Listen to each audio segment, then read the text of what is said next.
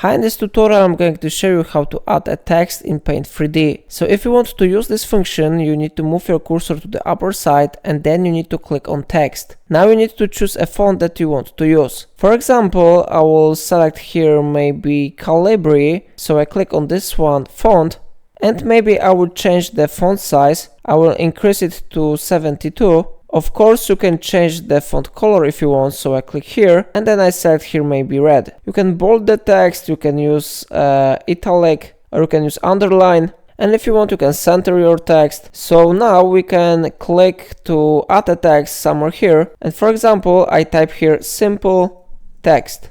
If you want, you can always rotate your text to the right or to the left, or you can change position of your text somewhere here. So in this way you can easily add a text in